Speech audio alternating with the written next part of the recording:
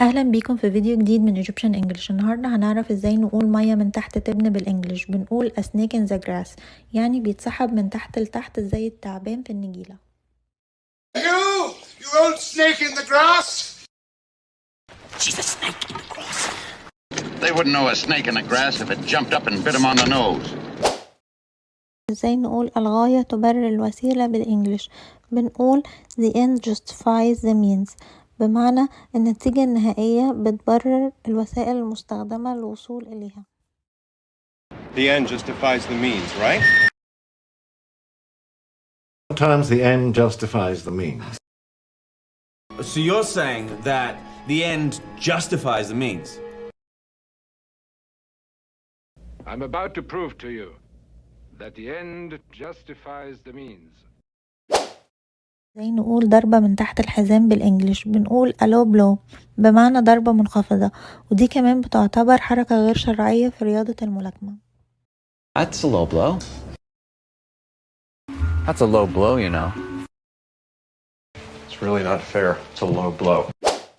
ازاي نقول ما تحملش نفسك فوق طاقتها بالانجلش؟ بنقول don't bite off more than you can chew، بمعنى ما تقطمش اكتر من اللي هتقدر تمضغه. Next time, you mother don't bite off more than you can chew.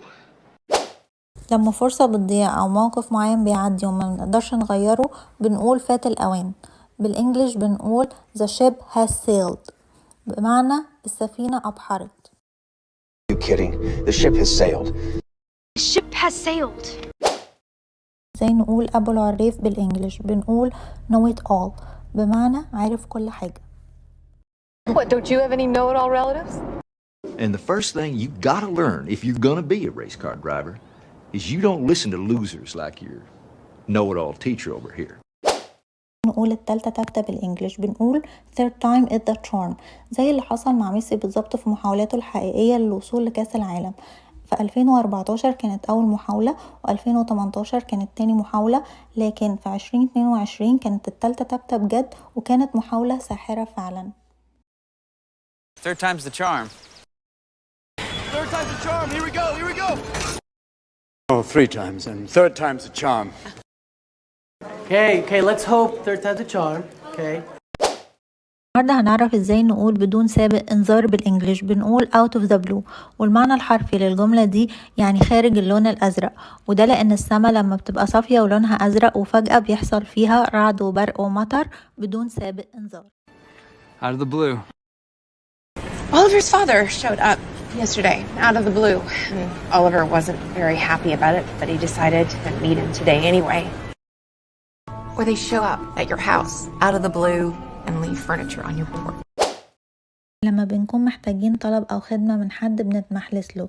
بالإنجليش يعني butter up، بمعنى يتملق، وبطر يعني زبدة، وده لأن الهندوس زمان كانوا بيقدموا الزبدة قربان للآلهة علشان يتمحلسوا لهم. No better way to butter up a parent than to tell him how hot his kids are. النهارده هنعرف ازاي نقول المصائب لا تأتي فرادى بالإنجليش. بنقول when it rains it pours، بمعنى لما بتمطر بتصب على دماغنا. When it rains, it pours. When it rains, it pours. Yeah. When it rains, it pours, right? When it rains, it pours.